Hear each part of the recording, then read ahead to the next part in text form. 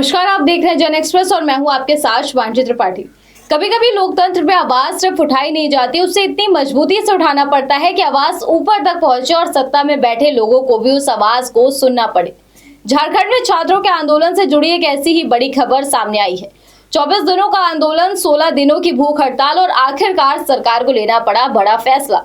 झारखंड के मुख्यमंत्री हेमंत सोरेन ने JSSC CGL परीक्षा को रद्द करने का ऐलान कर दिया है।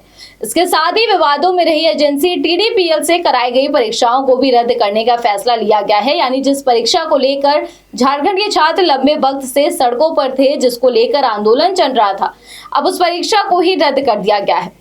और सरकार के इस ऐलान के बाद छात्र नेता देवेंद्र नाथ महतो ने अपनी भूख हड़ताल भी खत्म कर दी है। देवेंद्र महतो करीब 16 दिनों से अनशन पर बैठे थे। उनका कहना है कि आंदोलन के 16वें दिन सरकार ने इतना महत्वपूर्ण फैसला लिया, इसके लिए वो मुख्यमंत्री हेमंत सोरेन को धन्यवाद देते हैं। सरकार के फैसले के बाद मंत्री इरफान अंसारी समेत कई लोग अनशन खत्म कराने पहुंचे और देवेंद्र महतो ने अपना अनशन समाप्त किया। लेकिन इस कहानी को समझने के लिए थोड़ा पीछे जाना जरूरी है। दरअसल झारखंड में JPSC और JSSC की परीक्षाओं में कथित गड़बड़ियों और भर्ती प्रक्रिया की पारदर्शिता को लेकर छात्रों का आंदोलन शुरू हुआ था।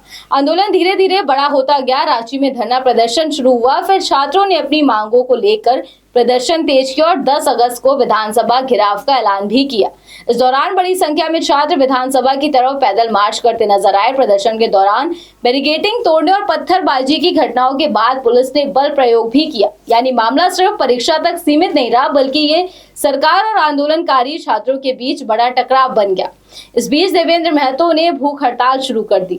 दिन गुजरते गए, 1 दिन, 2 दिन, 10 दिन और देखते ही देखते भूख हड़ताल 16वें दिन पहुंच गई।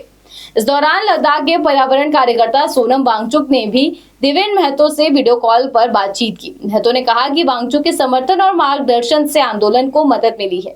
वहीं वांगचुक ने आंदोलनकारियों को बधाई देते हुए पेपर लीक जैसी समस्या से मुक्ति की जरूरत पर जोर दिया। अब सरकार के फैसले की बात अगर करें तो मुख्यमंत्री हेमंत सोरेन ने कहा कि जांच में सामने आई शुरुआती जानकारियों और मंत्रिमंडल में विचार विमर्श के बाद JSSC CGL को रद्द करने का निर्णय लिया गया है।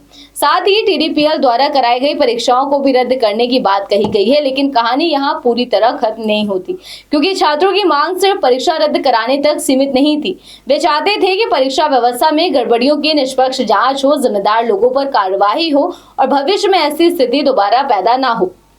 यानी अब सरकार के सामने सबसे बड़ी चुनौती है ऐसी भर्ती व्यवस्था तैयार करना जिस पर लाखों छात्रों को भरोसा हो, क्योंकि एक सरकारी नौकरी के पीछे सिर्फ एक परीक्षा नहीं होती, किसी छात्र के सालों की मेहनत होती है, परिवार की उम्मीद होती है और भविष्य का सपना होता है। इसीलिए परीक्षा रद्द होना एक फैसला जरूर है, लेकिन असली सवाल अब ये है कि नई परीक्षा कब होगी, व्यवस्था कितनी पारदर्शी होगी और क्या छात्रों को दोबारा वही संघर्ष नहीं करना पड़ेगा।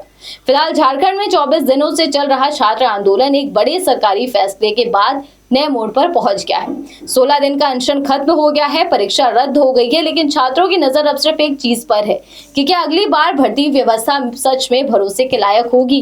क्योंकि छात्रों की लड़ाई सिर्फ एक परीक्षा रद्द कराने की नहीं है, लड़ाई उस भरोसे की है जिसके दम पर एक युवा अपने भविष्य का सपना देखता है।